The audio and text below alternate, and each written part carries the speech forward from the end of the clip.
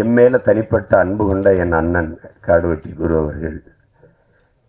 எங்கள் 2 பேரையும், நான் ஒரு திசை, அவர் ஒரு திசை. நாங்கள் அவர் இந்த வட பக்கம், நாங்கள் தென் பக்கத்தில் இருந்த பிள்ளைகள். ஆனால் 2 பேரை இணைத்தது எங்கள் தமிழ், அந்த இன உணர்வு, மான உணர்வு, எல்லாவற்றுக்கும் மேலாக உலகத்தமிழ் பேரினத்தை இணைக்கிற பெரும் காந்தமாக இருக்கிற எங்கள் தலைவன் பிரபாகரன். 2 பேர் தான் எங்களை இணைச்சது.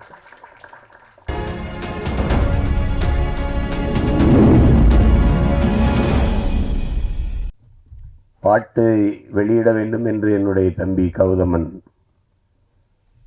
எனக்கு அனுப்பியிருந்தார். அதை பாடல் காட்சியை பார்த்து இவ்வளவு சிறப்பாக நடன அமைப்புகள் வந்திருக்கிறதே, இது யாருன்னு அப்போ தெரியல, அதில் யார் அதை செஞ்சதுன்னு தெரியல. மேடைக்கு வந்தது என்னுடைய அன்பு தம்பிகள் இருவரை நாம் பார்த்த பிறகு, தினேஷ் ஸ்ரீதர் இருவரையும் பார்த்த பிறகு, அதுக்கு காரணம் அவர்கள் இருவரும் தான் எனக்கு தெரிஞ்சது. அது தினேஷ் கூட நான் பணியாற்றியிருக்கிறேன். இளம் வயதிலேயே மிகச்சிறந்த திறமையை கொண்ட ஒரு நடன இயக்குனர். அதே போல தம்பி ஸ்ரீதர் அவர்கள். சண்டை காட்சி மிகச்சிறப்பாக வந்திருக்கிறது. படையாண்ட மாவீரன்ல அப்புறம் சண்டை இல்லாமல் எப்படி?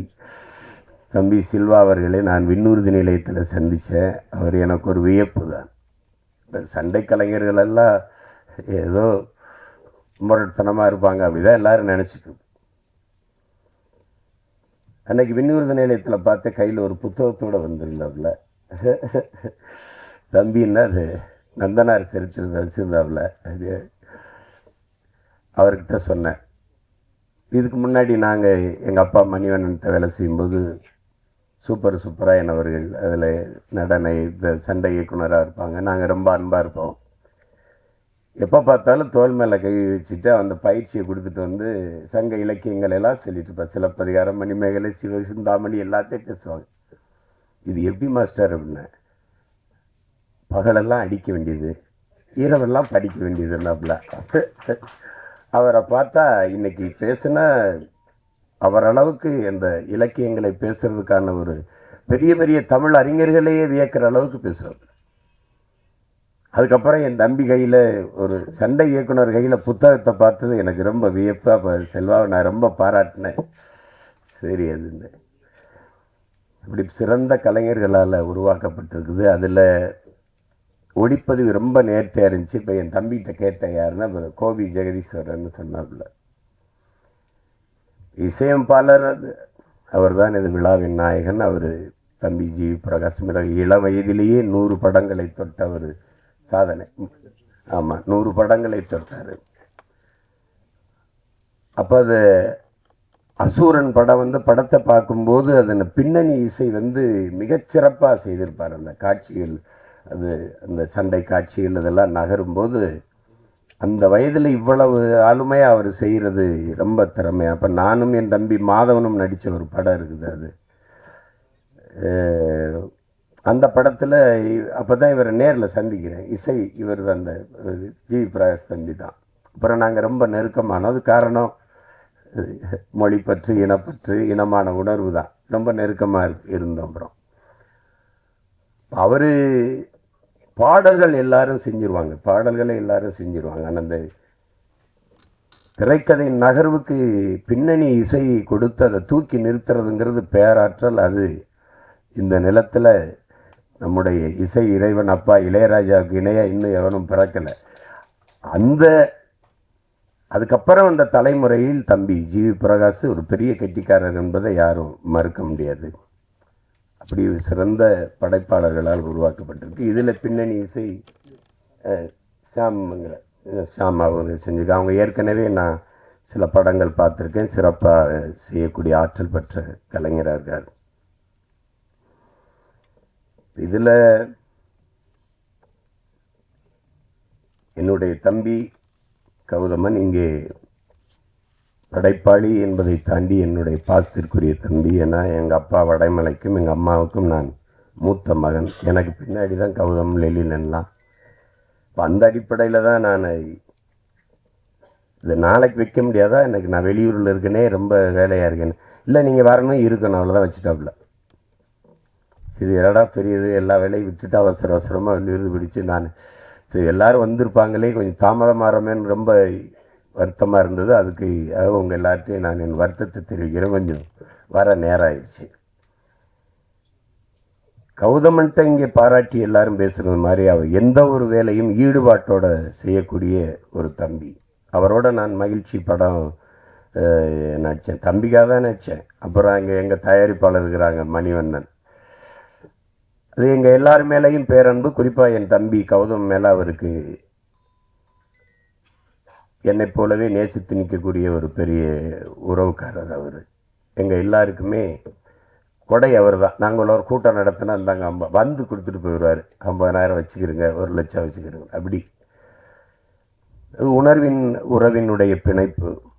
அப்போ அதில் அப்பவே பார்த்து தம்பியுடைய ஈடுபாட்டை, அவனுடைய படைப்பின் ஆற்றலை ஆட்டோ சங்கரை நான் ரொம்ப பின்னாடி தான் பார்த்தேன். மக்கள் தொலைக்காட்சியில்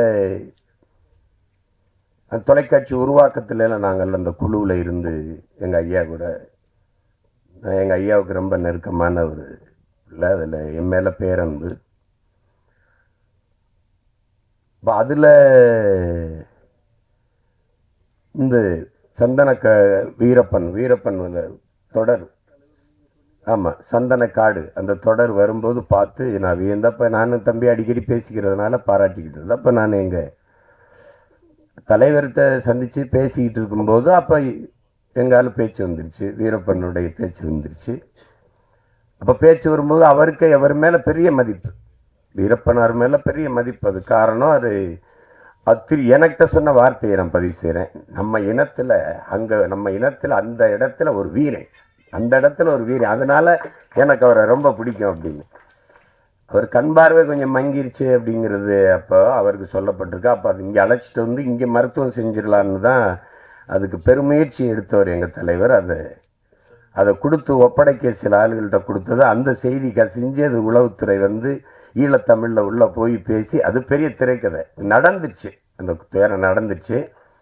எப்படி இறந்தாருன்னு கேட்டபோது நீங்களும் தெரிஞ்சுக்கணும்ல, அந்த அதில் இது சுற்றுலா ஒன்றும் செய்யலை. உறவுக்காரர்கிட்ட அவருக்கு வழக்கமாக கொடுக்குற இடத்துல மோரில் விஷத்தை கலந்து கொடுத்து கொண்டுட்டாங்க. அது ஆங்கில படம் போல் இருக்கும் பாருங்க. எல்லாரும் மோரை குடிச்சிடுறாங்க. குடிச்சிட்டு போய் அந்த ஓடையில் வாய் கழுவ போகும்போது ஏதோ இருக்குது இதில் மயக்கமாக வருது, இதை குடிச்சிடாதீங்கன்னு சொல்ல திரும்பும்போது நம்மளால குடிச்சிட்டு இருந்துறாப்புல. எப்படி இருக்கு பாருங்க. இறந்து 2 நாள் கழித்து ஒரு ஆடு மேய்க்கிற சிறுவனை அனுப்பி பார்த்துட்டு செத்துட்டாருன்னு உறுதி செஞ்சுட்டு போனதுக்கு பிறகு மீசையெல்லாம் வெட்டி வண்டியில் ஏற்றி ஆட்டு ரத்தத்தை தெளித்து சுட்டு, நாடக குழுவுக்கு இது ஒன்றும் புதுசு இல்லையே அப்படி சொல்லப்பட்டதான். அப்போ அது சொன்னவொன்னே நான் நினச்சேன், கிட்ட நெருங்கி இருக்க முடியாது, இல்லைன்னா இப்படித்தான் கொண்டிருக்க முடியும்னு சொல்லிட்டு சொன்னாங்க. அப்புறம் அப்பப்போ நேரம் கிடைக்கும்போது கொஞ்ச நேரம் அந்த தொடரை பார்க்குறேன், மறுபடி முழுசாக பார்க்க முடியும்போது அப்போ தான் நான் தம்பி கௌதமனே என் தலைவருக்கு சொல்லி, தம்பி தான் அதை எடுத்திருக்கிறார் அப்படின்னா, அப்போ முழுமையாக பார்க்கறதுக்காக நான் என்னுடைய அன்பு சகோதரன், என்னுடைய ரத்தம் வேல்முருகன் அவர்கிட்ட பேசி, தம்பிக்கிட்ட பேசி அந்த மொத்த தொடரையும் வாங்கி பெட்டியில் வச்சு அப்புறம் அனுப்பி வச்சேன் தலைவருக்கு. அதில் கௌதமன் எவ்வளோ பெரிய படைப்பாற்றல் கொண்ட ஒரு படைப்பாளி என்பது அது தெரியும். அதுக்கப்புறம் இப்போ படையாண்ட மாவீரா, எங்கள் கண்ணன் அவர்கள் சொன்னது மாதிரி என் மேலே தனிப்பட்ட அன்பு கொண்ட என் அண்ணன் காடுவெட்டி குரு அவர்கள், எங்கள் 2 பேரையும், நான் ஒரு திசை அவர் ஒரு திசை, நாங்கள் அவர் இந்த வட பக்கம், நாங்கள் தென் பக்கத்தில் இருந்த பிள்ளைகள். ஆனால் 2 பேரை இணைத்தது எங்கள் தமிழ், அந்த இன உணர்வு, மான உணர்வு, எல்லாவற்றுக்கும் மேலாக உலகத்தமிழ் பேரினத்தை இணைக்கிற பெரும் காந்தமாக இருக்கிற எங்கள் தலைவன் பிரபாகரன். 2 பேர் தான் எங்களை இணைச்சது. இப்போ நம்ம அவரை மாவீரர் என்று போற்றி கொண்டிருக்கிறோம். அவர் சொல்றாரு, உலக தமிழனுக்கு ஒரே ஒரு தலைவன் தான்டா, அது என் தலைவன் பிரபாகரன் தான் பேசுறது இருக்கு. நான் கூட என்னுடைய தனிப்பட பதிவில்.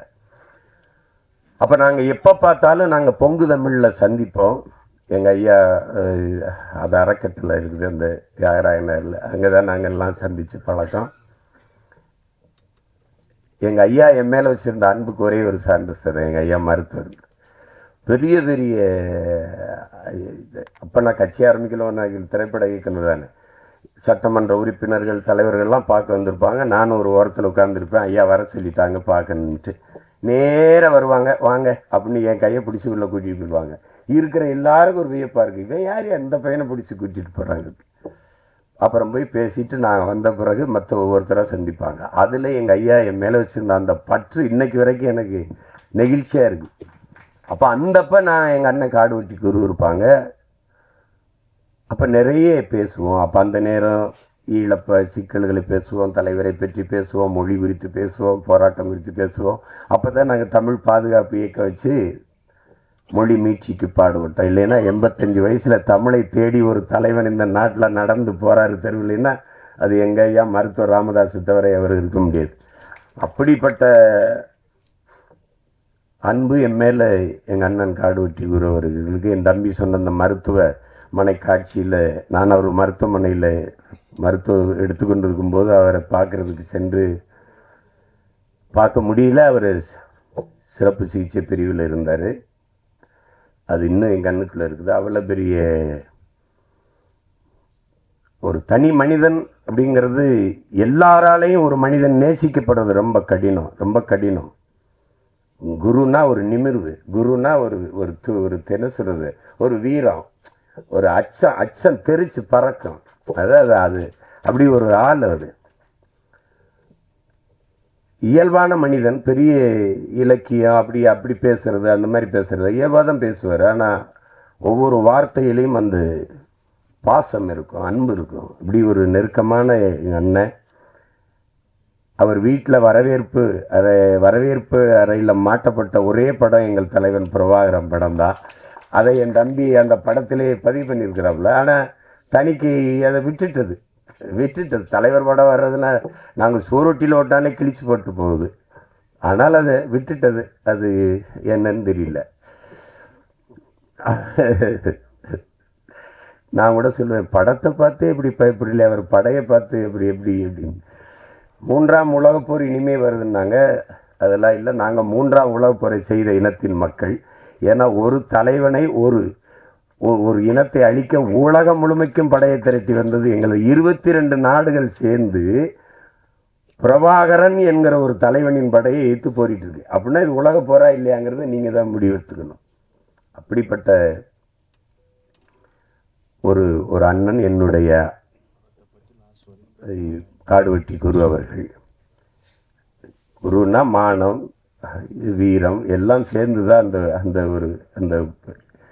ஒரு மகன் அவர். அப்போ இங்கே பேசியவர்கள்லாம் சொன்னாங்க பாருங்க, பணமா இனமானா இனத்தின் பக்கம் நிற்கக்கூடிய ஒரு வீரன், ஒரு தமிழன் அவர். அப்போ அப்படித்தான் நீங்கள் மண்ணை காக்கிற போராட்டத்தில் எதற்காகவும் மண்ணை விட்டு கொடுக்காததான் மாவீரனாக இருக்க முடியும். அதே தான் எங்கள் தலைவருக்கும். என் தாய் நிலத்தை இன்னொருத்தன் அடிமைப்படுத்தி ஆள அனுமதிப்பவன் எப்படி வீரனாக இருக்க முடியும்? என் தாயின் மடியில் இன்னொருத்தன் தலை வைத்து படுக்க எந்த மகன் சம்மதிப்பான்? அந்த உணர்வின் எழுச்சி தான், அதுதான் புரட்சியாகவும் போராட்டமாகவும் வருகிறது. அதை சிலர் என்ன பண்ணுவாங்க, இது கலவரம், தேவையில்லாத போராட்டம், இது வெட்டி வேலை, இப்படி பேசுறதுக்கு. அதான் என் தம்பி உணர்வு பூர்வமாக அதை எடுத்துரைச்சேன். அது பார்க்குறவனுக்கு தான். வெள்ளக்காரனுக்கு காந்தியே பயங்கரவாதி தான், காந்திக்கு பகத்சிங் கூட தீவிரவாதி தான். இப்படிதானே இருக்குது அது. இப்போ எங்கள் பார்வையில் எங்களுக்கு எங்கள் தலைவன் பிரபாகரன் யார், எங்களுக்கு எங்கள் அண்ணன் காடுவெட்டி குரு யாருங்கிறதா. நீங்கள் எப்படி பார்க்குறீங்க? நீங்கள் வீரப்பனையே இன்னும் மாயாவி, சந்தல கடத்தல்காரன், திருடன் தான் நீங்கள் கற்பிச்சிங்க. எங்களுக்கு அவன் வனக்காப்பாளன், பிரபாகரன் இனக்காப்பாளன். அப்படி தான் நாங்கள் பார்ப்போம். அப்போ அதுதான் நாங்கள் எழுப்புகிற கேள்விக்கு இங்கே எவரிடத்தில் பதில் இருந்தது? சந்தன கடத்தல் வீரப்பன், சரி கடத்தினார், என்ன பண்ணார்? சந்தன கட்டையை வெட்டி வித்தார். யானைகளை கொன்று தந்தங்களை கடத்தி வித்தார். வித்தவர் காட்டுகள் இருந்தார், வாங்கினவன் எங்கிருந்தான்? வித்தவனையே பல 100 கோடி செலவழித்து பல ஆயிரம் காவல்துறை படைகளை அனுப்பி தேடி போனீர்களே, வாங்கின ஒருத்தனை கூட கைது செய்யலையே. என்ன பதில் இல்லை? ஏன்னா வாங்கினேன் போற அதிகாரத்தில் இருந்தான். அப்ப எங்க பக்கம் இருக்கிற நியாயங்களை எடுத்து பேசணும் இல்லையா? அதுதான் இந்த படையாண்ட மாவீரா பேசுது. அதுல அதை என்னுடைய தம்பி மிக நேர்த்தியாக செய்வார். என்னுடைய தம்பி கௌதமன் அது மிக நேர்த்தியாக செய்வார். அதற்கு துணையாக என் ஆர்வீர் இளவல் பாலமுரளிவர்மன், அவனுடைய உரையாடல் மிகச்சிறப்பாக இருக்கும். அது எந்த காலத்திலேயும் அதை சந்தனக்காடுக்கும் அவன்தான் உரையாடல், ஆட்டோ சங்கருக்கும் அவன்தான் உரையாடல். இப்போ வன்னியர்களெல்லாம் அது அக்கினியிலிருந்து நெருப்பிலிருந்து பிறந்தவர்கள். அப்படி எனக்கு கூட சொல்லுவாங்க, இதெல்லாம் என்ன சினிமா நம்பும்படியாக இருக்குது, நெருப்பிலிருந்து யாராவது பிறக்க முடியுமான்னு. அது நம்ப முடியாதில்ல, அது நம்ப முடியாமல் கூட இருக்கலாம். ஆனால் நாங்கள் நெருப்பாக பிறந்தவர்கள் என்பதை யாரும் மறுக்க முடியாது. அதை இந்த படத்தில் வசனமாக என் உரையாடலாக என் தம்பிகள் பதிவு பண்ணியிருக்கிறாங்க. தமிழன் ஒரு நெருப்பு, பெரு நெருப்பு. அநீதியோ அச்சமோ அடக்குமுறையோ அண்ட விடாத அளவிற்கு ஒரு பெருநெருப்பாக வாழ்ந்த மறவர் கூட்டம் தான் தமிழர்கள். இங்கே பேசிய என்னுடைய தம்பி பேரரசு, எங்கள் அண்ணன் சேகர் அவர்கள்லாம் பேசினார் மொழி குறித்து. மற்றவர்கள் நம்மளை இழிவாக பேசுறது குறித்து, மொழி உணர்வற்று போகிறது. இப்போ பேச்சு வழக்கில் பழகிருச்சு எல்லாருக்கும். இப்போ சரி ஆங்கில சொற்களை கலந்து பேசி நம்ம ஒத்துக்கிறணும், நம்ம இனம் அழிந்துட்டது. நம்ம இப்போ தமிழ்நாடுன்னு பேர் வச்சிருக்கோம். இது தமிழுக்கும் தமிழருக்கும் சுடுகாடாக மாறி இருக்கிறது. தமிழ் இறந்துச்சு. தமிழை கொன்றவர்கள் தமிழர்கள் தான். தாய்மொழியை அழிய விட்ட ஒரு இனம் வரலாற்றில் வாழாது. வாழ்ந்ததா செய்தியே இல்லை. அப்போ நம்ம அழிஞ்சிட்டோம். சமஸ்கிருதம் கலந்து பேசி 1800 கன்னடம் பிறக்குது, 600 தெலுங்கு பிறக்குது, 1600 15ஆம் நூற்றாண்டில் மலையாளம்ங்கிற மொழி கிடையாது. தமிழிலிருந்து சமஸ்கிருதம் கலந்து எப்படி கலந்தோம்? வணக்கம், நமஸ்காரம், சோறு, சாதம், மகிழ்ச்சி, சந்தோஷம், அப்படி பிரிஞ்சிருச்சு. இப்படிதான் போச்சு. இது சாப்பிட்டீங்களா நீங்க, போஞ்சை சீரா மீறு, ஒரே ஒளி அளவில் தான் பேசிட்டு இருப்பான். இப்படி போயிருச்சு. கடைசியா துளு, கன்னடமும் கலிதெலுங்கும் கவின் மலையாளமும் துளுவும் உதிரத்தில் உதித்தவேன் தமிழ்தாய் வாழ்த்துல பாட்டு இருக்குது. அதை ஆட்சியாளர்கள், அன்றைய ஆட்சியாளர்கள் ஆரியம் போல் வழக்கொழிந்தை தூக்கினார்கள். ஏனால் அந்த பிராமணர்கள் வாக்கு போயிருமோ. அது கன்னடமும் கலிதெலுங்கும் கவின் மலையாளமும் அதை சொன்னா அந்த மொழி பேசக்கூடிய மக்களின் வாக்கு போயிடும், அவங்க குறைவா நினைப்பாங்க.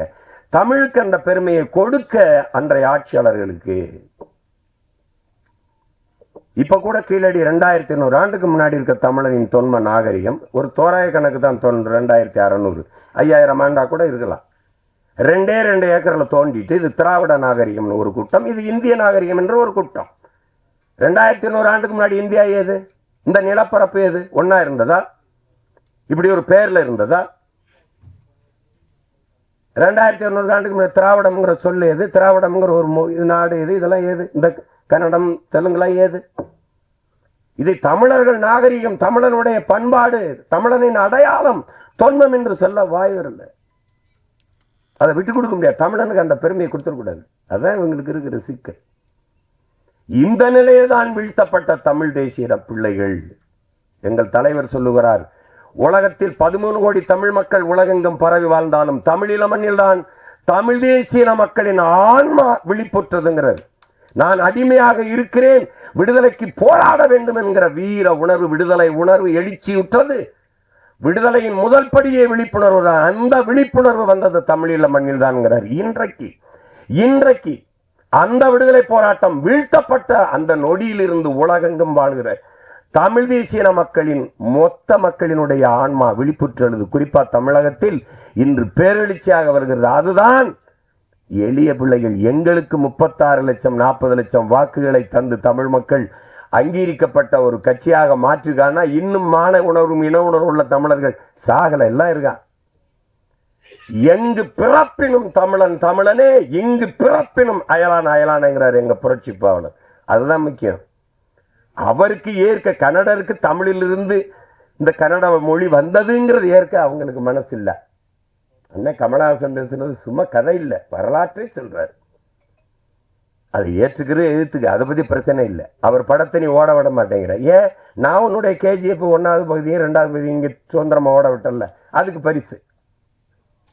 இப்ப நீ தான் கிழிக்க முடியும், எங்களுக்கு கிழிக்க முடியாதா? நீ தான் தடுக்க முடியும், எங்களுக்கு தடுக்க முடியாதா? முடியும். ஆனா நாங்க செய்யல. ஏன்? தமிழனின் பேரன்பும் பெருந்தன்மையும் மாண்பும் படத்துலயா அவட பகையை காட்டுறது? படத்துலயா?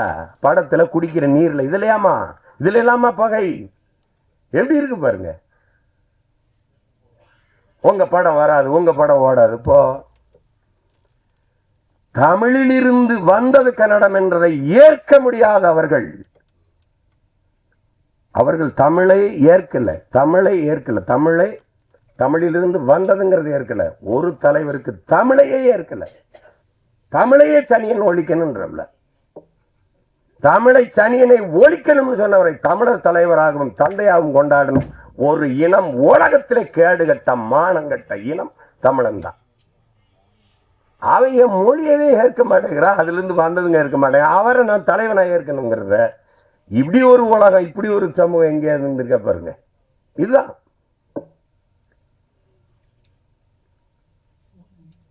இது. படையாண்ட மாவீராங்கிறது ஒரு திரைப்படமா பார்த்து இதை சுருக்கிட முடியாது. இத்தனை பேருடைய உழைப்பு சிறுக சிறுக சிறுக சிறுக. நான் கூட எப்ப முடிப்பேன் முரளிகிட்ட கேட்கும் போதெல்லாம் கேட்பேன், எப்ப தாண்டா முடிப்பேன் அதை அப்படின்னு. சிறுக சிறுக வழி இல்லை. பிள்ளைகள் 100 சேர்த்து 1 லட்சம் ரூபா கொடுத்துருக்காங்கன்னா அந்த உணர்வு, அந்த பங்களிப்பை, அதற்காவது இந்த படம் மாபெரும் வெற்றியான இந்த படத்து வெற்றி அடையணும். அப்ப அதுக்காக இவ்வளவு நேரம் இதுல பெரிய பாராட்டுக்குரியது இந்த மேடையில இவ்வளவு நேரம் பொறுமையாக இருக்கிற பெருமக்கள், அரங்கை நிறைத்து அமர்ந்திருக்கிற என் அன்பு சொந்தங்கள், உங்களுக்கு தான். இவ்வளவு நேரம் பசி நேரம் தாண்டி உறங்குற நேரத்து வரைக்கும் உணர்வோடு உட்கார்ந்து இருக்கிற உங்க ஒவ்வொருத்தருக்கும் என்னுடைய அன்பும் வாழ்த்துக்களும். அதுல என்னுடைய தம்பி கௌதமனுடைய படைப்பாற்றலை, அவன் அந்த பாட்டை எடுத்த விதம், சண்டை காட்சி முன்னோட்டத்தை வரும்போது எனக்கு இங்கே ஓடிரும் அப்படின்னு தெரிஞ்சு எனக்கு நான் விண்ணூர்தியில் இறங்கினோன்னே எனக்கு கொடுத்துட்டாப்புல, அனுப்பிட்டாப்புல. வரும்போதே பார்த்துட்டு வந்தேன். அவ்வளவு சிறப்பாக எதிர்பார்ப்பாருக்கு. நீங்க ஏன்டா எங்க பெண்களை ஒரு அக்கா தங்கையாவே பார்க்க உங்களால முடியாதா? அந்த உரையாடல், பல இடங்கள்ல உரையாடல், அவர் நடிப்பு, அந்த சண்டை காட்சியில் அவன் காட்டிய வேகம் எல்லாமே மிகச் சிறப்பா இருக்குது. அந்த முன்னோட்டத்தை பார்த்தாலே படம் உறுதியாக வெற்றியடையும் ஒரு எதிர்பார்ப்பை, இந்த படத்தை பார்க்க வேண்டும் என்கிற தூண்டுதலை தந்துருக்கு. பாடலெல்லாம் மிகுந்த செலவு பண்ணி எடுத்திருக்கான் பாட்டெல்லாம். அந்த ஒரு பாட்டை நாங்கள் வெளியிட்டோம். நான் எங்கள் ஐயா கவி முத்தமிழ் பேரறிஞர் வைரமுத்து எல்லாரும் அதில் ஒரு நாளில் வெளியிடணும்னு சொல்லும்போது புலிக்கொடி எங்கள் கொடி அப்படின்னு என்னை கனடாவில் கைது பண்ணி வச்சுக்கிட்டு, இது இந்த கொடி எல்டிடி, சிம்பிள் ஆஃப் எல்டிடின்னே சொல்லியிருந்தா. என் பரம்பரை கொடிடா இது. என் பாட்டை கரிகாலன்லேருந்து அரசேந்திரன்லேருந்து அருண்மொழி எல்லாரும் தூக்கி பிடிச்ச கொடி. இன்னும் 1 மணி நேரம் சண்டை, 2 பேருக்கு கைது சண்டை நடக்குது. அதில் அது புலிக்கொடி எங்கள் பரம்பரை கொடி. ஏன்னு எங்களுக்கு எங்கள் தலைவர் சொல்கிறார், அவரே சொல்கிறார், ஏன் புலிக்கொடியை நான் எடுத்தேன்? பாண்டியனுடைய மீன் எடுத்திருக்கலாம், சேரனுடைய வில்லம்பு எடுத்திருக்கலாம். அவர்களெல்லாம் அவரவர் எல்கைக்கு உட்பட்ட நிலப்பரப்பை ஆண்டார்கள். ஆனால் சோழ பெரும்பாட்டன் அருண்மொழி சோழன் மட்டும்தான் உலகத்தின் பல்வேறு நிலப்பரப்பை வென்று 3வது பெரிய வல்லரசை நிறுவினார். தமிழனுடைய கொடி பன்னியோ நாயோ பூனையோ கிடையாது. மீன் அப்படி பாய்ச்சல் இருக்கும், வில் அம்பு அப்படி பாய்ச்சல் இருக்கும், புலி பாய்ச்சல் இருக்கும். அப்படி அது ஏன் புலியை வச்சான்? புலி ஏன் கொடியா இருக்கணும்? பசியோட கிடக்கும் புலி விரட்டி போய் வேட்டையை அடிக்கும். இறை அடிக்கும் போது வலது கை பக்கம் விழாமல் இடது கை பக்கம் விழுந்துச்சுன்னா வீரத்துக்கு இழுக்குன்னு சாப்பிடாம போயிடும். அந்த மானமுள்ள விலங்கு புலி. அதனால மான தமிழ் மறவன் கொடியில புலியை ஏந்தினான். அப்படிப்பட்ட அத புலிக்கொடி எங்கள் கொடின்னு வரி, ஒரு வரி 2 வரி இல்லை. நீ நதியில் குளித்த போதும், நீ குளித்தது போதும், இனி குருதியில் குளித்து வாடான்னு சொல்லி அந்த மாவீரா வாங்குற அந்த பாடல் வரிகளை அவரை தவிர வேற யாரும் எழுத முடியும்னு சொல்லுங்க. ஆமா, பொடி நடை போட்டது போதும் புலிநடை போட்டு வாங்கிறது. எரிமலை பொடிபட, எதிரிகள் அடிபட, கோழைகள் வழிவிட, ஏழைகள் வழிபட வா மாவீராங்கிறதெல்லாம் அவரை தவிர யாரும் எழுத முடியும்?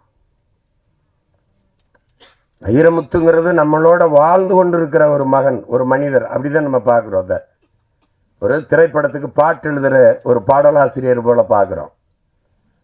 உலகத்துல ஒரு கவிஞனால், ஒரு பாவலனால், ஒரு புலவனால் புவி வெப்பமாகுவதை பாடுவதற்கு இந்த பூமியில் ஒரு புலவனும் கிடையாது. எங்கள் வைரமுத்தை விட்டா ஒருத்தன் கிடையாது. மரம்னா என்ன என்று பாடுவதற்கு இந்த மண்ணில் இன்னும் எவனும் பிறக்கல. எங்கள் வைரமுத்தை விட்டா எல்லாரும் ஒண்ணு பார்ப்பீங்க, அவன் பார்ப்பான். மரம் பூமியின் ஆச்சரிய குறி, இப்படி யாரும் பார்த்திருக்க மாட்டாங்க. இது யாரும் பார்த்திருக்க மாட்டாங்க. மரம் இல்லை என்றால் மழைக்கு யார் மனு அனுப்புவது? மழைக்காக யார் மனு போடுவது? மரம் இல்லை என்றால் காற்றை யார் சலவை செய்வது? யாரு கேட்பா? மரம் இல்லை என்றால் என்ன இருக்கிறது? மரம் மனிதனின் மூச்சு காற்று. இதுல என்ன பாருங்க, மரம் எல்லா உயிரினங்களும் மூச்சு காற்றை நற்காற்று சுவாசித்து கெட்ட காற்றை வெளியிடும். ஆனால் மரங்கள் கெட்ட காற்றை சுவாசித்து நற்காற்றை வெளியிடும். அதனாலதான் நம்மெல்லாம் உயிர் வாழ முடிகிறது. அப்ப மரம் மண்ணின் வரம், வளர்ப்பதே மனித அறம் என்று பாடிய ஒரு கவி நம்மோடு இருக்கிறார் என்றால் அது நம்முடைய முத்தமிழ் பேரறிஞர் ஐயா வைரமுத்து அவர்கள் தான். பாரதி மகா கவிஞன். ஏன் கவிஞனுக்கு மகா கவிஞனுக்கு என்ன? காலம் உருவாக்கியவன் கவிஞன், காலத்தை உருவாக்கியவன் மகா கவிஞன். அது பாரதி, நம் பாட்டன் பாரதி. எங்காலும் மகா கவிதை தந்தவர். 3ஆம் உலகப் போருங்கிற புத்தகத்தை நீங்க படிங்க. நீங்க அவர் எழுதின கருவாச்சி காவியம், கள்ளிக்காட்டு இதிகாசம் 3ஆம் உலகப் போர் ஆங்கிலத்தில் வந்திருந்தால் உலகத்தில் எந்த எழுத்தாளன் அவருக்கு இணையான இருக்க முடியாது. உலகம் கொண்டாடி இருந்திருக்கும். அவன் கெடுவாய்ப்பா நம்ம இனத்துல பிறந்துட்டா, வடுகப்பட்டியில தேதியில தமிழ்ல எழுதிட்டாங்க, அதெல்லாம் அது யாரும் மதிக்கிறது இல்லை. அவர் இருக்கிற இடம் வேற, நான் இருக்கிற இடம் வேற. அதை நாங்கள் 2 பேருமே பேசி முடிவு பண்ணிட்டோம். நம்ம ஒரே இலக்கை நோக்கி பாய்கிற இருவரும் நதிகள்ன்ட்டு. அது வேற, இது வேற. புரிதுன்னு நினைக்கிறோம். அதில் போய் நம்ம பேசிக்கிற வேண்டியது இல்லை. ஆனால் ஒரு ஒரு ஒரு பாவலனால் நீங்க நினைச்சு பாருங்க, இந்த உலகத்துல ஒரு கவிஞனால் அரசியல் பேச முடியுமா? புவியியல் பேச முடியுமா? பொருளாதாரம் பாட முடியுமா? வரலாறை பாட முடியுமா? இலக்கியம் பாடுவார்கள். மருத்துவத்தை பாட முடியுமா? மருத்துவத்தை பாடுமா? எங்கேயாவது கேட்பார், தொப்பை முயலோ தொப்பை கிளியோ உண்டா அப்படி. அவரை மாறி நீங்க எல்லாவற்றையும் குறித்து பாட முடியும், எழுத முடியும், பேச முடியும் என்றால் உலகத்தில் ஒரே கவியால் தான் முடியும். அது நம்முடைய முத்தமிழ் பேரறிஞர் ஐயா வைரமுத்தால தான் முடியும். அவரோடு நீங்கள் பொருளாதாரம் பேசலாம், இலக்கியம் பேசலாம், மருத்துவம் பேசலாம், வரலாறு பேசலாம், அறிவியல் பேசலாம், புவியியல் பேசலாம், உளவாண்மை பேசலாம், எதை பற்றியும் பேசலாம். அப்படி ஒரு கவிஞன் இந்த நிலத்தில் இனி வருவது அரிதினும் அரிது. உயிரை பிரிவது மட்டும் சாவில்ல, ஊரை பிரிவதும் சாவுதான்டான்னு எழுதியிருக்காப்ல. இதெல்லாம் அவர் சொல்றார் பாருங்க. பெத்த தாய் தந்தரை, கட்டிய மனைவி பிள்ளைகளை பிரிவதல்ல சோகம், ஆடு மாடுகளை பிரிவதல்ல, காடு மேடுகளை வீடு நிலங்களை பிரிவதல்ல, சொத்து சுகங்களை பிரிவதல்ல, தான் பிறந்த மண்ணை பிரிவதுதான் உலகத்திலே பெரிய சோகம்னு இல்லைன்னா பதிவு செஞ்சிருக்க முடியாது. அதுதான் இது. உயிர் பிரிவது மட்டுமல்ல சாவு, ஊரை பிரிவதும் சாவுதான். இல்லைன்னா விடைகூடி எங்கள் நாடே கடல் வாசல் தெளிக்கும் வீடே, அந்த பாடலை கேட்டு கண்ணீர் வடிக்காது, நெஞ்சுருகி கண்ணீர் வடிக்காத தமிழ் மகன் உலகத்தில் இருக்க முடியாது. அவர் எழுதிய வரிகள், இந்த என் தம்பி பேசுற உரையாடல் அதுலேயே இருக்குது. எங்களுக்கு 3 காட்டுல இருந்தா திருப்பி அடிச்ச, ஒன்று சந்தன காடு, முந்திரி காடு, இன்னொன்று வன்னிக்காடுன்னு. காக்கும் கடவுளின் அம்சம் நீ, வன்னிக்காட்டின் வம்சம் நீ, வன்னிக்காடு வவுனியா என்று வந்ததே எங்கள் பெரும்பாட்டன் பண்டார வன்னியன் ஆண்ட நிலப்பரப்பு என்பதாலேயே அது வன்னிக்காடு. தமிழ்நாட்டு அவனுக்கு அடையாளம் இல்லை. இன்னைக்கும் தமிழீழ மண்ணில், அவர் மண்ணிலே என் தலைவன் எல்லைக்குட்பட்ட அந்த நிலப்பரப்பிலே 6 அடிகள் வெங்கலத்திலே பண்டாரவணி என்னும் பாட்டனுக்கு சிலை வச்சது அவர்தான். ஆண்டாண்டு காலமதாய் ஆண்டு வந்த பூமி, அப்பன் ஆட்சி பாட்டன் பூட்டி சுத்தி வந்த வீதி. இந்த பாட்டுல ஒரு வரி வரும், என் இனமே என் சனமே இன்னும் என்ன மயக்கமா, எதிரிகளை எல்லையை விட்டு விரட்டிடமே தயக்கமா, பண்டார வன்னியனின் வாரிசில்லையா, எதிரியை துண்டாட நெஞ்சினிலே வீரமில்லையா, ஆண்டாண்டு காலமதாய் இந்த பாட்டு குட்டி கண்ணன் ஒரு சிறுவன் பாடி தமிழீழ மண்ணில் எல்லா இடத்துலையும் இந்த பாடல் ஒலிக்க. எனக்கு எங்கள் அண்ணன் நடேசன் அண்ணன் வண்டியில் அந்த பாட்டு ஒலிச்சோன்னே இதை நான் எடுத்துக்கிறேன், தாராளமாக எடுத்துகிட்டு போங்கன்னு எடுத்துகிட்டு வந்து அந்த பாட்டை எடுத்துக்கிட்டு வந்தேன் நான் அங்கிருந்து. அப்போ அந்த மண்ணில் இருக்கிற அந்த தமிழ் பிள்ளைகளுக்கு, தம்பி தங்கைகளுக்கு வீரமூட்டவே, நீ பண்டார வன்னியனின் வாரிசு இல்லையா, பகையை துண்டாட நெஞ்சினிலே வீரம் இல்லையாங்கிற வரியே அந்த பாடலில் பதிவு செஞ்சுருப்பாங்க. அதனால தான் அது வன்னிக்காடு. அதாவது இதில் எழுதியிருக்காரு பாருங்க. நாங்கள் 2 பேரும் அம்மா இறந்துட்டாங்க, அந்த துயரத்தை பகிர்ந்து கொள்ள ஐயா வீட்டில் போய் இருக்கும்போது இந்த படையாண்ட மாவீரா பாடலை நான் தம்பி அனுப்பியிருந்தான், படித்து பார்த்தேன். யாரை மனதில் வைத்துக்கொண்டு இந்த வரிகளையெல்லாம் எழுதியிருப்பீங்கன்னு எனக்கு புரியுது அப்படின்னோன்னு அவர் சிரிக்கிறார். அது இப்போ புரியுதுன்னு நினைக்கிறேன் உங்களுக்கு. அவர் முழுக்க முழுக்க நானும் சரி, இங்கே இருக்கிற என் தம்பியும் சரி, என் தம்பி கணேஷ்குமாரோ, இங்கே இருக்கிற எல்லாரும் சரி, என் தம்பி எங்கள் அண்ணன் காடுவெட்டி குருவும் சரி, நாங்கள் உயிருக்கு உயிராக உள்வாங்கி கொண்டவர் எங்கள் உயிர் தலைவன் மேதகு பிரபாகரன் அவர்கள் தான் என்பதில் யாருக்கும் மாற்று கருத்து இருக்க முடியாது. அப்படிப்பட்ட ஒரு மகா கவிஞர், இந்த ஒரு பெருங்கவி இந்த படத்தில் வந்து பாடல்களை தந்திருக்கிறார். எல்லாமே வெற்று வரிகளை இசை சந்தத்திற்கு எழுதி நிரப்புற வரிகள் அல்ல, உணர்வு சூடற்று இருக்கிற தமிழ் இன பிள்ளைகளை உசிப்பி விடுகிற வரிகள்லாம் எல்லாம். அது திரையில் அந்த பாடல் பதிவுகளோட காட்சி வடிவத்தோடு வரும்போது என் தம்பி சொல்கிற மாதிரி ஒரு நெகிழ்ச்சி, ஒரு உணர்வு பெருக்கம் இருக்கத்தான் செய்யும். அது அப்படிப்பட்ட ஒரு படைப்பாக படையாண்ட மாவீரா வருது. இதில் என்ன அப்படின்னா, எங்கள் ஐயா நீதியரசர் கலையரசு அவர்கள் சொன்னாங்க, நாங்கள் குறைவாக தானே பேசுவோம், எல்லா நீதிபதிகளுக்கும் பேச வராது, நாங்கள் பேசுகிறது தானே கேட்போன்ட்டு. இதில் ஒரு பெரிய இது பேசுறது பிரச்சனை இல்லைங்க ஐயா, அது கடைசியாக பேசுகிறது தான் ரொம்ப கடினம்.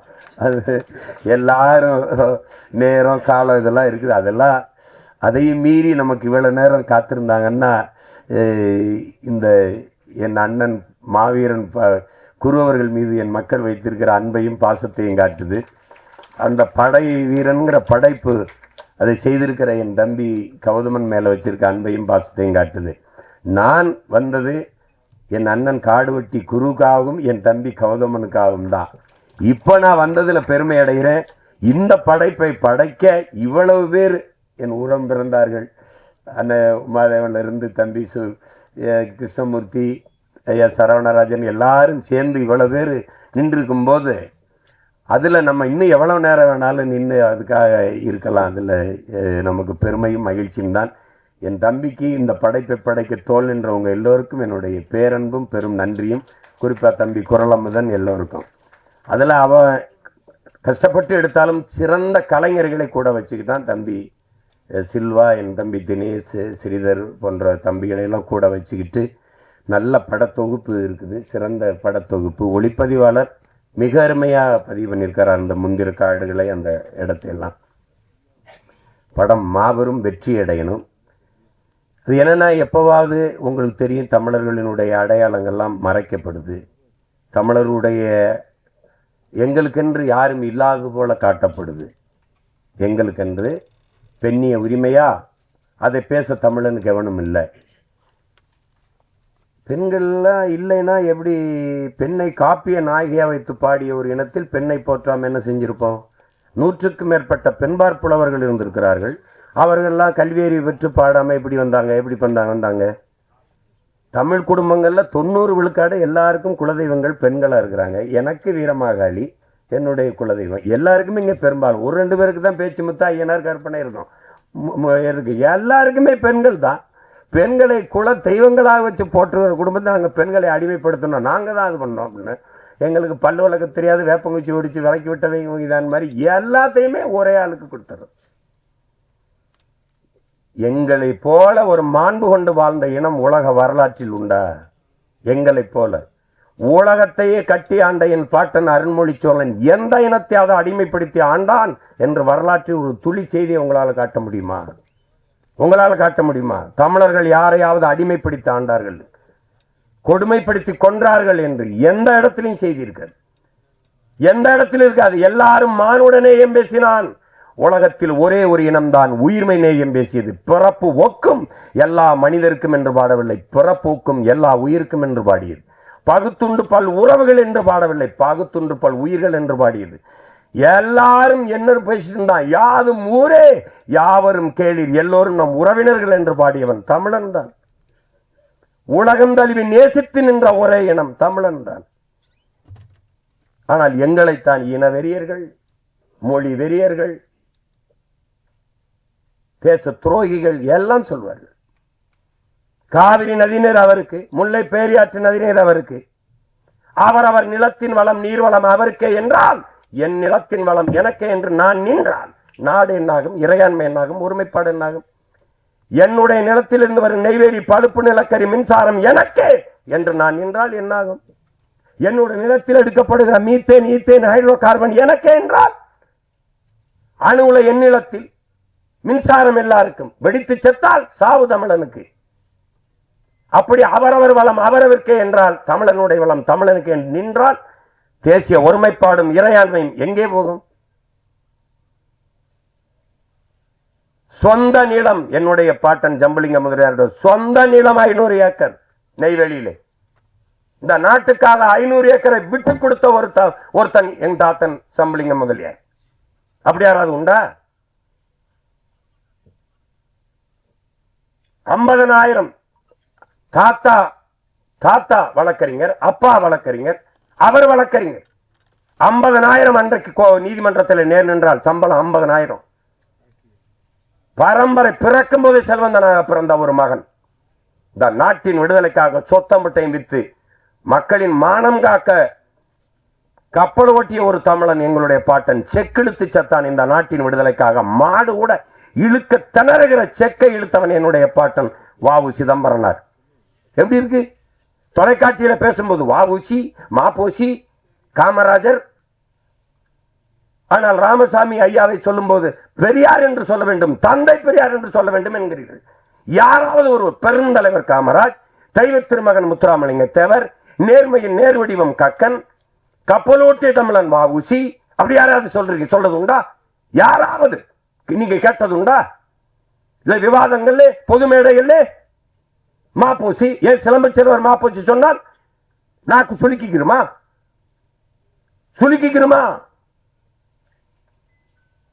நான்காம் தமிழ் சங்கம் தமிழ் வைத்தவன், கப்பல் ஓட்ட என் பாட்டனுக்கு 1 லட்சம் ரூபாய் அன்றைக்கு கொடையாக கொடுத்த கொடை வல்லன் என் பாட்டன் பாண்டித்துறை தேவனுக்கு, வள்ளல் பாண்டித்துறை தேவனுக்கு சிலை எங்கே? ஒரு வளைவுல சுற்றுல மரப்பாச்சி பொம்மை நெஞ்சு வச்சிருக்கான். பார்க்கும் போதெல்லாம் நெஞ்சு வெடிக்கும். ஒரு தமிழ் மகனுக்கும் அடையாளம் இல்லை, அழிக்கப்பட்டிருக்கான். அப்படி மறைக்கப்படக்கூடாது ஒரு மாவீரனின் வரலாறு, அழிக்கப்பட்டு விடக்கூடாது. இந்த வருங்கால தலைமுறைக்கு அவனுடைய வாழ்க்கை ஒரு பாடமாக படிப்பனையாக இருக்க வேண்டும் என்பதற்காக படைக்கப்பட்ட ஒன்றுதான் படையாண்ட மாவீரா. அதை கவனத்தில் வைத்துக் கொள்ளும். நீங்க பார்க்கிறது குருவை சாதி வெறியன் என்று, நாங்கள் பார்க்கிறது அவன் சமூக சமத்துவத்திற்கு போராடியவன் என்று. அதைத்தான் இந்த படம் போதிக்க போகிறது. நாங்கெல்லாம் போராடுகிற எங்கள் வளர்ச்சிக்கு எதிரானவன் என்றீங்க. சிப்காட் தொழிற்சாலைங்கிற தொழிற்சாலையின் முதலாளி யார்? அந்த தொழிற்சாலைக்குள்ள என்ன நடக்க போகுது? எது உற்பத்தி ஆக போகுது? அங்க வேலை யார்? முதலாளி யார்? வளர்ச்சிக்கு எதிரானவன். எது வளர்ச்சி? இங்கே மனித உழைப்பு மலிவா கிடைக்குது. நிலத்தடி நீர் எவ்வளவு வேணாலும் உறிஞ்சிக் கொள்ளலாம். விளைநிலங்களை எத்தனை ஆயிரம் ஏக்கர் வேணாலும் பறித்து கொடுக்க அதிகாரங்கள். உற்பத்தி செய்கிற பொருளை விரைந்து எடுத்து செல்ல 8 வழிச்சாலை 4 வழிச்சாலை போடப்படுகிறது. தடையற்ற மின்சாரம் மக்களுக்கு அல்ல, தொழிற்சாலைகளுக்கு. அரை மணி நேரம் 1 மணி நேரம் அந்த மின்சாரம் தடைபட்டு உற்பத்தி இழப்பு ஏற்பட்டால் அந்த இழப்பை மத்திய மாநில அரசுகள் ஈடுகட்டும். புரிந்துணர்வு ஒப்பந்தம். முதலாளி வருகிறான், மனித உழைப்பை சுரண்டி உற்பத்தியை பெருக்கி பல ஆயிரம் கோடி லாபத்தை கொண்டு போகிறான். அந்த முதலாளி வாழ்வான், வளர்வானா? வெறும் சம்பளத்தை வாங்கி சாப்பிடுற நான் வாழ்வேன், வளர்வேனா? இது வளர்ச்சியா? எது வளர்ச்சி? இவர்கள் கற்பிக்கிற வளர்ச்சி எது? பட்டினி எடுத்து சத்தால் கட்டையில் எரிக்காமல் கரண்ட்ல எரிப்பது வளர்ச்சி. இதுதான் பிச்சைக்காரன் சோவிப் மிஷின் வச்சு பிச்சை எடுப்பது வளர்ச்சி. எங்களின் கனவு பிச்சைக்காரனை இல்லாத தேசத்தை படைப்பதுதான் எங்களுடைய வளர்ச்சி. அப்படி இருக்கா? அதற்காக போராடுகிறவனை வளர்ச்சிக்கு எதிரானவன் தேசத்துறை என்று கட்டமைப்பது எப்படி? எந்த எந்த தொழிற்சாலை அரிசி பருப்பை உற்பத்தி செய்யும்? அது நிலத்தில் தானே விளையணும். நீ வீட்டு மனைகளாக்கி மாடியை கட்டி மொட்டை மாடியிலே கத்தரிக்காய் தக்காளி வீட்டு தோட்டம் போடுகிறாய். இது எவ்வளவு பெரிய கொடுமை! எவ்வளவு விளைய வச்சிருவ நீ? எப்படி விளைநிலங்களை அழிச்சலிச்சு விண்ணூர்தி நிலையம் கட்டுது? நீ பறக்கிறவனை பற்றி கவலைப்படுகிறாய், பச்சோடு பற்றி கவலைப்பட மாட்டேங்கிறாய். 28 கோடி மக்கள் இரவு உணவு இல்லாமல் தூங்க செல்கிறார் இந்த நாட்டிலே பல கோடிக்கணக்கான பச்சிலை குழந்தைகள் பசியோடு உறங்க போகிறார்கள் இந்த நாட்டிலே. எது வளர்ச்சி? எது வளர்ச்சி?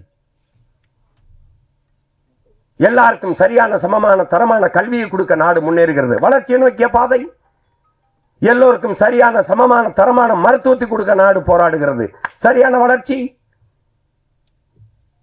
அதுவா? அப்படி ஏதாவது இருக்கா? அப்படி ஏதாவது திட்டம் இருக்கா? அப்படிதான் நீ நெய்வேலி பழுப்பு நிலக்கரியில் 66 ஏக்கரை இதுவரை எடுத்திருக்கிறாய். இன்னும் 20 ஏக்கரை எடுத்து வச்சிருக்கிறாய். என் தாயின் ஈரக்குலை ஏன் இருக்கிறாய்? மீத்தேன் ஆடு மாட்டு கழிவில் எடுக்க முடியும், மக்கிய இலைகளை கழிவில் எடுக்க முடியும், மனித கழிவிலை எடுக்க முடியும் என்ற இயற்கையின் வாய்ப்பு இருக்கும்போது எதுக்கு என் பூமி தாயின் ஈரக்குலையை இதயத்தை அறுக்கிறாய் என்று கேள்வி கேட்பவன் இந்த நாட்டின் வளர்ச்சிக்கு எதிரானவனா? எதிரானவனா? போரின் பேரழிவுக்கு பிறகு கூட மக்களை குடியேற்றி விட முடியும், மீள் குடியேற்றம். ஆனால் நெய்வேலியில் பழுப்பு நிலக்கரி நீ தோண்டி எடுத்த 66 ஏக்கரில் மறுபடியும் மக்களை குடியேற்ற முடியுமா? சொல்லு, நீ குடியேற்ற முடியுமா? வீட்டுக்கு ஒருவருக்கு வேலை என்று சொன்னீர்கள். 299 பேர் வேலை வாய்ப்பு கொடுத்தீர்கள். ஒருவன் கூட தமிழன் இல்லை. போராடியவன் நானும் எங்கள் சின்னையா அன்புமணி மட்டும்தான். அந்த இடத்துல 2 பேர் தான் கேட்டேன். எவன் கேட்டான்? அந்த நாட்டில் நிலம் என்னது, வளம் என்னது? நான் நிலத்தை கொடுத்துட்டு வீட்டை காலி பண்ணி வேற இடத்துக்கு போனேன். வேறையாவது எனக்கு இருக்கா? இல்ல. இதை எதிர்த்து போராடினால் நிலம் இழந்தால் பலம் இழப்போம். நாங்கள் சொந்த நாட்டிலே அகதியாக விரட்டப்படுகிறோம். இங்க வீடு இடிக்கிறாய் ஆக்கிரமிப்பு என்று. 60 ஆண்டுகளாக குடியிருந்தவரை வீட்டை இடிக்கிறாய் ஆக்கிரமிப்பு என்று. அவன் ஆக்கிரமிக்கும் போது என்ன பண்ணி கொண்டிருந்தாங்கிற கேள்விக்கு எவரிடத்திலே பதில் இருக்கிறது? ஆக்கிரமித்து கட்டப்பட்ட வீட்டுக்கு மின் இணைப்பு ஏன் கொடுத்தாய்? எரிவாயு இணைப்பு கொடுத்தாய்? குடும்பத்தை ஏன் கொடுத்தாய்? வாக்காளர் உரிமை எதுக்கு கொடுத்தாய்? வரி எதுக்கு வாங்கினாய்? பதிலையே. அது நீர்நிலை ஆக்கிரமிப்பு. அப்ப 8 ஏக்கரை ஆக்கிரமிச்சு 4 கல்லறை கட்டி படுக்க வச்சிருக்கல கடற்கரை, அது கடல் நீர்நிலை ஆக்கிரமிப்பு இல்லையா? இதை இடி என்று சொன்ன நீதிமன்றம் அதை கட்டு என்று சொல்கிறது. என்ன நீதி? என்ன நீதி? அறிவார்ந்த தமிழ் சமூக மக்களை எவராவது இயற்கையின் அருங்கொடை பள்ளிக்கரணை ஏரியை குப்பையை போட்டு மூடுவான், அது ஆக்கிரமிப்பு இல்லையா? இதை எதிர்த்து போராடினால் நீங்கள் என்ன வேணாலும் நிலைங்கள். இந்த நிலத்தின் வளத்தை, மக்களின் நலத்தை எவன் கெடுத்தாலும் நாங்கள் போராடுவோம். அந்த மரபில் எங்கள் முன்னத்தி ஏறான் என் அண்ணன் காடுவெட்டி குரு. அவன் தான் படையாண்ட மாவீரன். அப்படி போராடியவன் தான் அவன். எனக்கிட்ட பேரம் பேசலையா? இந்த கூட்டணி வந்தால் குடும்பத்துக்கு இப்படி சொல்லல, ஃபேமிலிக்கு 1000 crores settlement, party fund 1000 crores, 26 தம்பி சீஃப் மினிஸ்டர் வேட்பாளர். பேசுங்க பேசுங்க. நான் கூட கேட்டேன், காதிலே தேனை ஊத்துறீங்க, கொஞ்சம் வாயில ஒரு சொட்டை ஊத்தி விடுங்கன்னு கூட சொன்னேன். நான் ஒன்னும் ரொம்ப பெருசா கேட்கல. ஐயா நான் என்ன செய்யணும்னு ஒரே ஒரு சந்திப்பு. அவங்க அப்படி சொல்லல, ஒரு மீட்டிங். உங்களோட உட்காந்து பக்கத்துல ஒரு படம் எடுத்துட்டேன், அதுக்கப்புறம் நான் அழைச்சி பேசினா எடுப்பீங்களான்னு கேட்டேன். பதிலே இல்லை. நாங்க திரைப்படத்துறையில பஞ்சமலை நாங்க அந்த கட்சி ஆரம்பிச்சு அப்படியே நாட்டு முதலமைச்சர் ஆகி 5-6 பொண்டாட்டி ஈட்டி பெத்த பிள்ளைக்கெல்லாம் பதவி கொடுக்க அதுக்கு நாங்க வரல. வீழ்த்தப்பட்டோம், எழணும், விழுந்த இடத்துல இருந்து எழணும். அது வழி இல்லை. அடிமையாக இருக்கிறான் என்பதை உணர்த்தி விடு, பிறகு அவனே கிளர்ச்சி செய்வாங்கிறாரு புரட்சியாளர் அண்ணல் அம்பேத்கர். நாங்க அடிமையா இருக்கிறது உணர்ந்துட்டோம், எந்திரிச்சிட்டோம். உணர்த்தின தலைவன் எங்கள் உயிர் தலைவன் மேதகுவே பிரபாகரன் அவர்கள். அதற்கு எங்களுக்கு முன்னாடி உணர்ந்து கிளர்ந்து எழுந்தவன் என் அண்ணன் காடுவெட்டி குரு அவர்கள். இன்னைக்கும் எங்க ஐயா கலங்கி சொல்வது, குரு என்னோடு இல்லையேன்னு. குரு என்பவன் எங்கள் ஐயா மருத்துவர் ராமதாஸின் இதய துடிப்பு என்பதை என்னரும் தம்பி தங்கைகள் புரிந்து கொள்ளணும். மனச்சான்று. அவர் பக்கத்திலே என் அண்ணன் காடுவெட்டி குரு எல்லோரும் வெள்ளை சட்டை போடுவார்கள், அவர் மட்டும் இந்த மஞ்ச சட்டையை போட்டுதான் அமர்வார். இந்த சட்டை என் ஐயாவுக்கு பக்கத்தில் என் அண்ணன் குரு இருந்தால் 50,000 வீரர்கள் அவர் அருகில் இருப்பதற்கு சமமாக இருப்பார். அதுதான் குரு. காடு வெட்டி குருனோன்னு காடை புறா வெட்டி அழிச்சவன் எங்க பாட்டேன் அரசேந்திரன், நாங்கள்ல. இவன் நினைச்சுக்கிறது காடை வெட்டுவார் போல் இருக்கு, அதனால காடு வெட்டி. அவர் ஊர் பேர் காடு வெட்டி. பார்க்க எங்களெல்லாம் பார்க்கும்போது கருப்பா ஒரு மாதிரி இருக்கும்போது கரெக்டான என்னையெல்லாம் பார்த்தா சீமான் சிரிப்பானான்னு கேட்குற கூட்டம் இருக்குது. உண்மையிலேயே நாங்க உண்மையிலேயே என் சொந்தக்காரன் எங்க அண்ணன் பொண்ணுகிட்ட உங்க சித்தப்பா சிரிப்பாரா அப்படின்னு. சித்தப்பா பெரிய சிரிப்பா போச்சு சித்தப்பா, என்ன நீங்க சிரிப்பீங்களான்னு கேட்குறாங்க சித்தப்பா. அது மாதிரி பார்க்க அவர் அப்படி ஒரு கரடு முரடா பெரிய ஆள் மாதிரி தெரியும். ரொம்ப மென்மையான இதயம் கொண்ட ஒரு மகன் என்னுடைய அண்ணன் காடுவெட்டி குரு அவர்கள். அவரு இல்லை, இன்னொரு 10-15 வருஷம் எங்களோட இருந்திருந்தால் இன்னைக்கு எனக்கெல்லாம் ஆசை தான். எங்கள் தாத்தாவுக்காக வயசாயிடுச்சு கலியபெருமாளுக்கு. என் அண்ணன் தமிழரசன் இன்னொரு 15 ஆண்டுகள் இந்த நிலத்திருந்தா சாதிய கட்சிகள் சாதிய அரசியலே இருந்திருக்கிறது. அவருடைய கொள்கை இந்த சாதியும் அழிக்கிறது இல்லை, சாதின்னு பேசுறவனே அழிச்சிடுறது தான். அதானே கடைசியா எங்க தாத்தா கலியபெருமாள் சந்திக்கும் போது எனக்கு என்னமோ நீ போற பாதான் சரியா இருக்குன்னு சொன்னவர் அவர் தான். இவர் செய்யறத அவரு ஏன் அப்படி செய்யறான்னு கேட்கல, நீ செய்யாதேன்னு சொல்லல, செய்யணும்னு சொல்லல. எங்களுக்கு கற்பிச்சார் கலியபெருமாள். என்ன சொன்னாரு? மக்களை அணிதிரட்டி அரசியல் படுத்தாமல் புரட்சியை உன்னால் முன்னெடுக்க முடியாதான்ட்டு. ஆயுதமேந்திய கிளர்ச்சியின் மூலம் தான் மக்களை விடுதலை செய்ய முடியும், மக்களின் உரிமை மீட்க முடியும் நம்பிக்களத்துக்கு வந்த ஒரு மகன் தன் வாழ்க்கையின் கடைசி அனுபவமாக என்ன சொல்றாரு? மக்களை அணிதிரட்டி அரசியல் படுத்தாமல் புரட்சியை முன்னெடுக்க முடியாதுன்ட்டாப்ல. அதைத்தான் பேரப்பிள்ளை நாங்க செஞ்சுக்கிட்டு இருக்கோம். இப்போ என் தம்பி தமிழை பேரரசு வைக்கிறாரு, நான் நாம் தமிழர்னு வைக்கிறேன். இன்னும் பல கட்சிகள் கூட வரலாம். ஆனால் அவன் சொன்ன மாதிரி ஒரு தாய் வயிற்றுல நாங்கள் பிறந்தோம். சின்ன பிள்ளையில இருக்கும்போது ஒரே வீட்டில் இருந்துட்டோம், படுத்து தூங்கிட்டோம். அப்புறம் தனித்தனி குடும்பங்கள் வரும்போது வாழ்வதற்கு தனித்தனியாக வீடு கட்டி போயிட்டோம். ஆனால் என் அண்ணன் மகனுக்கு கல்யாணம், எங்கள் அப்பாவுக்கு உடம்பு முடியல, நாங்கள் ஒன்றா கொடுவோம். அப்படித்தான். அதில் என்னுடைய தம்பியின் படைப்பு மிகுந்த பாராட்டுக்குரிய இருக்கும். அவன் சாதாரணமாக எதையும் தொடமாட்டான், தொட்டால் அதில் தீவிரமாக ஈடுபட்டு சிறந்த படைப்பாக கொண்டு வர அளவுக்கு ஒரு சிற்பி போல செதுக்குவான். அதான் என் தம்பியினுடைய சிறப்பு. அதிலே எங்களுக்கு பெருமைக்குரிய என் மகன் தமிழ், அவன் அவரது மாமனிதர்லேயே அவன் நடிப்பு மிகச்சிறப்பாக இருந்தது. நான் பாராட்டினேன், ஒவ்வொரு தடவை அழைச்சி பேசுவேன். இந்தியன் 2 அவன் நடிப்பு பாராட்டினேன். நன்றி பெரியப்பான்னு சொல்லிட்டு இருப்பான். இந்த படத்துலையும் இப்போ என் அன்பு தம்பி வசந்தபாலன் அவர் சொன்னது போகும்போது அந்த முன்பதிப்பில் அவன் அந்த இளம் வயதில் அவன் நடிச்சிருக்கிறது ரொம்ப சிறப்பாக இருக்குன்ட்டு அவன் சிறந்த ஒரு கலைஞனாக வந்து எங்கள் எல்லாருக்கும் பெருமை சேர்ப்பாங்கிறது என்னுடைய நம்பிக்கை. அது அதை அவன் செய்வா. இன்னும் காலம் இருக்குது, நீ நம்பிக்கையோடு இரு. நமக்கான ஒரு காலம்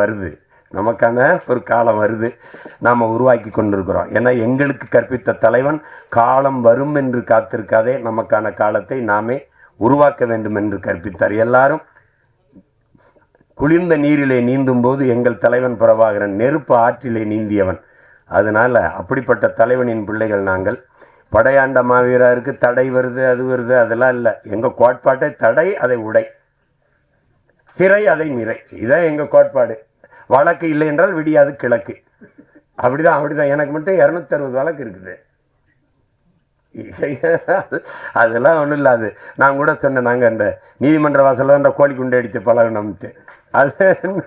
அதுவும் சில நீதிபதிகளுக்கு திடீர்னு நம்ம மேலே பாசம் வந்துடும், பார்க்கணும், வந்து நேரம் நிற்க சொல்லிடுவாங்க.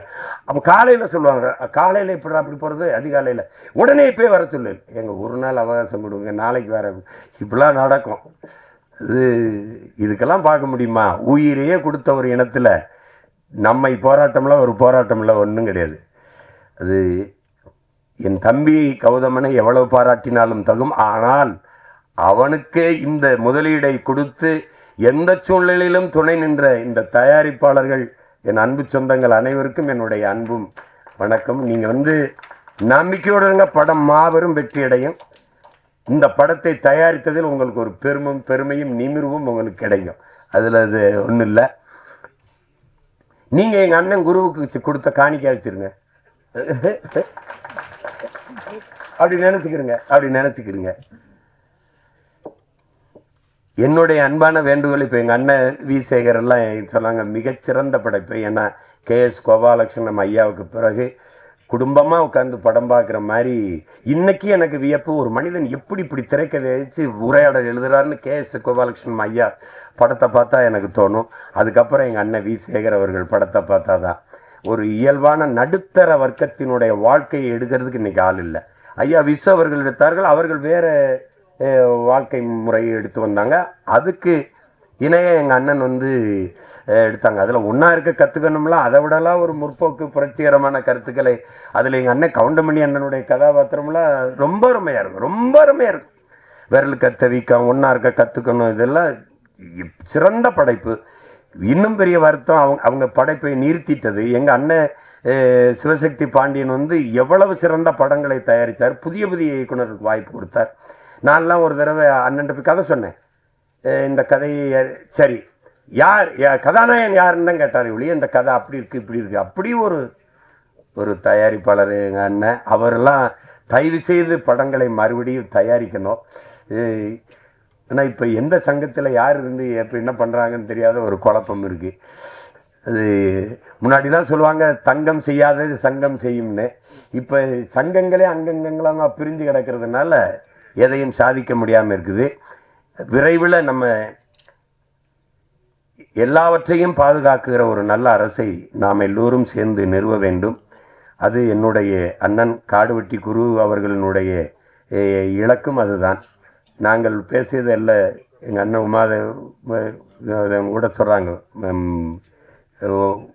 உமாதேவன் அவர்கள் தமிழ்நாட்டை தமிழன் ஆளணுங்கிறது. இது எவ்வளோ பெரிய குற்றச்சொல்லாகவும் குற்றச்செயலாகவும் பார்க்கப்படுது பாருங்க. எல்லாரும் தனித்தனியாக வீடு கட்டி குடியேறி போயிட்டான். ஆனால் என் வீட்டில் எல்லாரும் சேர்ந்து குடி கும்மி அடிச்சுட்டு இருக்கான். ஆளாளுக்கு ஒரு லட்டை ஒட்டிட்டு போயிட்டிய, ஏன் லட்டை மட்டும் நொறுக்கி நொறுக்கி எல்லாரும் சாப்பிட்றான். என்னன்னு எனக்கும் புரியல. அதை கேட்டா பாசிசம், சாவனிசம், இனவெறி, சிறங்கு சொரின்னு எதையோ பேசிட்டு இருப்பான். எனக்கு அந்த நேரம் ஒரு கோபம் வரும் பாருங்க. இப்போ சீமான் அவன் ஒரு இனவெறியங்கன்னு சொல்லும்போது நமக்கு ஒரு திமிரும் ஒரு பெருவிதமும். எங்கள் அண்ணன் சொல்லுவார்ல கவுண்டமணி, மறக்கா சொல்லு அப்படின்னு. அது ஏன்னா நம்மளை இனவெறியன்னு சொல்லும்போது அப்போ நல்ல தமிழ் தாய்க்கு நல்ல தகப்பனுக்கு தான் நம்ம பிறந்திருக்கோம். அதை உறுதி செய்கிறான், அவன் உறுதி செய்கிறான். என் மொழியில் நான் பேசணுங்கிறதும் என் மொழியில் நான் படிக்கிறதுங்கிறதும், நாங்கள் என் இன அடையாளத்தை நாங்கள் தமிழர்கள் என்று சொல்வது என் பிறப்பு உரிமை. இதை தடுக்க எவனுக்கு தகுதி நேர்மை இருக்குது? இது இருக்கு. ஏன்னா நாங்கள் அதிகாரமற்ற பிள்ளைகளாக இருக்கிறதுனால நீ ஆட்டம் காட்டிக்கிட்டு இருக்கா. 26 தேர்தலுக்கு பிறகு தெரியும் இந்த ஆட்டம்லாம் என்னன்னு தெரியும்ல. பார்க்க தானே போகிறோம் நாங்கள். எங்கள் அண்ணன் உமாதை கோச்சிக்காமல் இருக்குன்னு அது திறாரு பாருங்க. பழைய முன்னாள் என் கட்சிங்கிறவல அது என்னாலும் நம்ம கட்சி தான். கவனத்தில் வச்சுக்கணும். என்ன கணேஷ்? கணேஷில் ரொம்ப இளம் வயதிலேயே சட்டமன்ற உறுப்பினராக வந்த என் தம்பி, நல்ல கல்வியாளன், ரொம்ப திறம்பட இயங்கக்கூடிய இது. எங்கள் ஐயாவினுடைய கனவை அந்த இளம் வயதிலே சுமந்து சென்று இன்று சின்னையாவினுடைய செல்ல பிள்ளையாக இருந்து அவருடைய கனவையும் தூக்கி சுமக்கிற ஒரு இளைய அரசியல் தலைமை. அவருக்கு என்னுடைய அன்பும் வாழ்த்துக்களும். என்னுடைய ஆர்வீர் இளவல் என் உயிர் தம்பி கௌதமன், அவருக்கு துணை நின்ற என் தம்பி பாலமுரளி, என்னுடைய தம்பிகள், நடன சண்டை இயக்குனர்கள், ஒளிப்பதிவாளர், எல்லோருக்கும் என்னுடைய அன்பும் வாழ்த்துக்களும். உலகெங்கும் பரவி வாழக்கூடிய என் உயிர் சொந்தங்கள் எல்லோரும் என் அன்பு தம்பி கௌதமனுடைய இந்த சிறந்த படைப்பாக வரக்கூடிய படையாண்ட மாவீரா என்ற இந்த படத்திற்கு பெரும் ஆதரவையும் வரவேற்பையும் கொடுத்து நீங்கள் வெற்றி பெறச் செய்ய வேண்டும். அது தமிழனாக பிறந்த ஒவ்வொருத்தருடைய பிறவி கடமை. அதை உணர்ந்து நீங்கள் செய்வீர்கள் என்று நான் உங்களை பேரன்பு கொண்டு வேண்டுகிறேன். உங்கள் எல்லோருக்கும் என்னுடைய நிறைந்த அன்பும் நன்றியும் வணக்கமும்.